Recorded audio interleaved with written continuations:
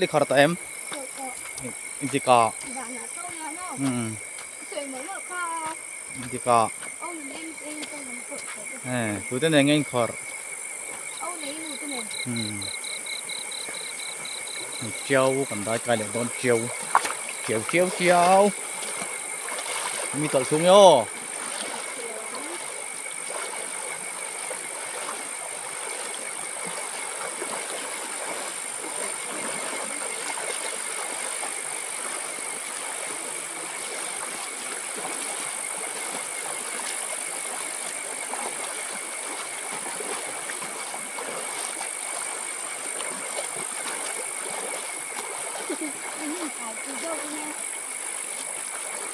Xem sạch rếp tối hay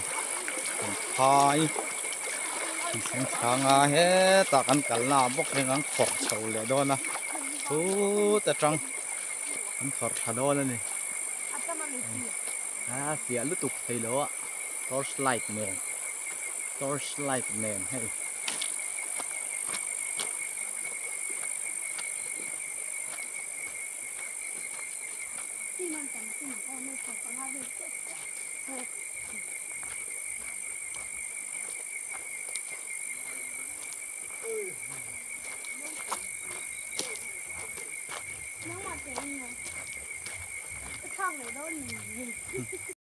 hay khi em trong tên nụ khăn đầm đòi á đùa khọt sạc đó ní hay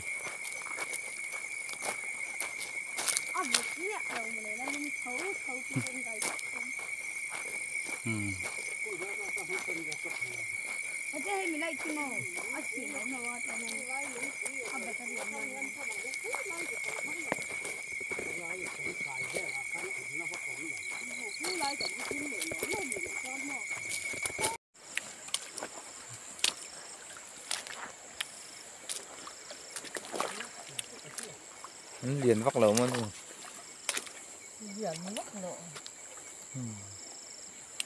Omi ê cút lại ai tắm em cút lại ai tắm em thì à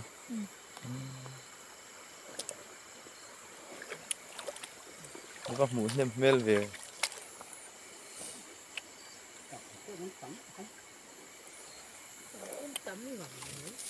chú khỏi về mày à ăn đúng chút mấy bụi xem tên thì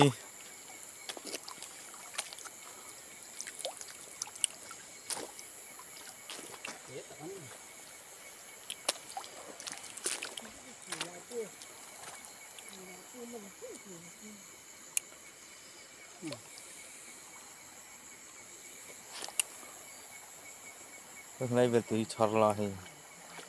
hôm nay thì cầm tiền thì thế mình ăn gì không về bên trên này tiền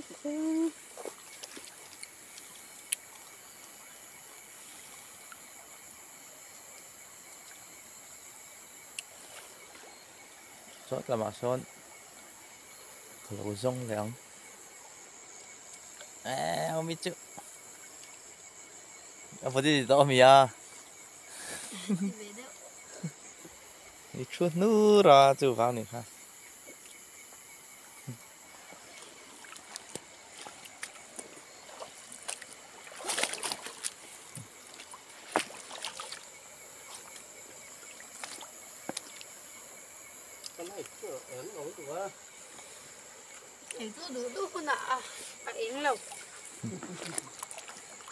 มีมันเต็มตัวเป็นกระเสีย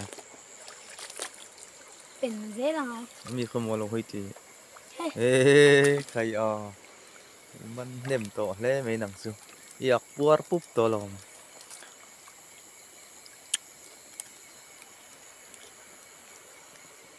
เบื่อก็หมอเบื่อที่จูกัลซีรูตัวอ่ะนี่นิมการะเตะซ้ำนี่อมจนอม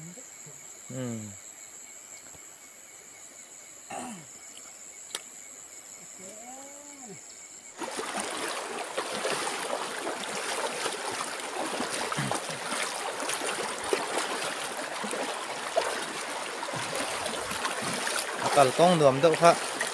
ผมต้องโชว์ดอนเนี่ยตอนอีหนาโน่เองจะเงี้ยกันมันอีเตะเวรแรงโน่สมคุ้มจริงเงี้ยโอ้กันมันที่มันเต็มขบะเต้นหน่อยลมลุกเลยก็โอ้ไม่เนี่ยกันอินจอยอะเฮ้ยสมว่าหล่อเท่ยังมั้งว่าได้อาจจะก็ละฮีบเจ้าดอนหนักตัวกะกรอ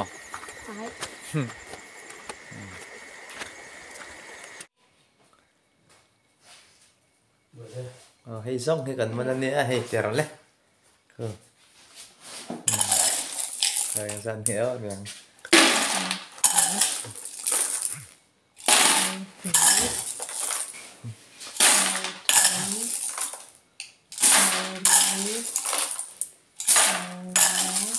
nó sống ly của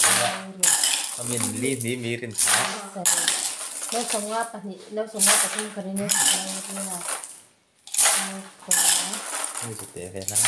sống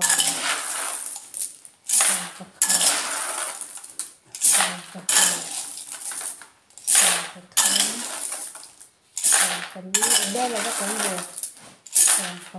riêng tự lý ra tung vào vòng lòng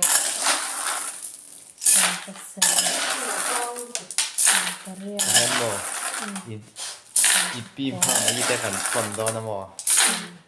bia là khâu cái thành phần đó nên rồi bia là đồ ăn đi chưa ăn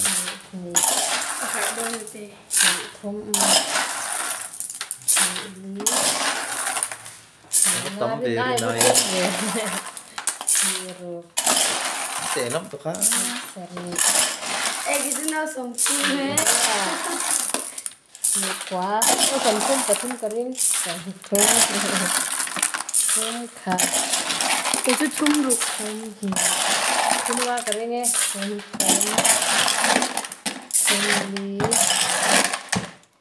không thông qua này nữa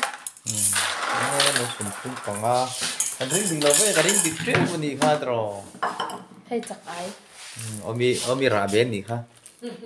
mình ngâm là chi ni mo Arab beta lo mo min